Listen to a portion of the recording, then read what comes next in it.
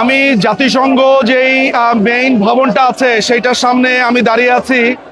এখানে হাজার হাজার মানুষ এখানে একত্রিত হয়েছে শুধু একটা কথা বলার জন্য, সেটা হচ্ছে যে তারা ইউনূসের এই নির্যাতন থেকে, এই জালিম সরকার, এই অবৈধ ফ্যাসিস্ট সরকার থেকে মুক্তি চায়। আপনারা জানেন যে আমি বহুদূর থেকে ট্রাভেল করে এসেছি সেই ইন্ডিয়া থেকে।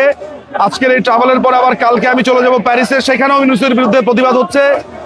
সারা পৃথিবী জুড়ে এই ইউনূসের বিরুদ্ধে মানুষ বলছে যে ইউনূসের যে এই খুন, এই ধর্ষণ, এই মধ্যযুগের দিকে ক্রমাগত যাত্রা, এই পুরো বাংলাদেশকে একটা ভয়ঙ্কর অবস্থাতে নিয়ে যাওয়া, সেটা থেকে মানুষ মুক্তি চায় এবং বাংলাদেশের মানুষ এই ইউনূস থেকে পরিত্রাণ চায়। সেই কারণে এখানে হাজার হাজার মানুষ এসেছে। নট নেসেসারিলি যে সব মানুষ আওয়ামী লীগ করে, কেউ বঙ্গবন্ধুকে ভালোবেসে এসেছে, কেউ বাংলাদেশকে ভালোবেসে এসেছে, কেউ দলকে ভালোবেসে এসেছে।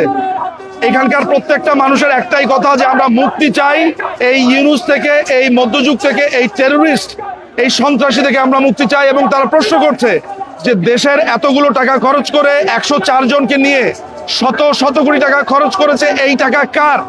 এই টাকার হিসেব কে দেবে? কেন একটা লোকের সাথে 5 জন প্রেস সচিব আসবে? কেন একটা লোকের সাথে যার কোনো কাজই নাই, সে বসে বসে ঘুমাচ্ছে আর শপিং করছে, সে কেন আসবে? তার মেয়েদের কি কাজ? মনিকা ইউনূস, দিনা ইউনূসের কি কাজ? তো মানুষ প্রশ্ন করছে, দেশবাসী এই জবাব জানতে চায়।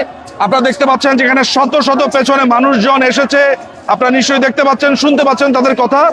আমি জাতিসংঘের এই মূল ভবনের সামনে থেকে, নিউ ইয়র্কের ম্যানহাটন থেকে আমি নিজুম মজুমদার আরো আপডেট নিয়ে আমাদের সামনে আসছি। অনেক ধন্যবাদ।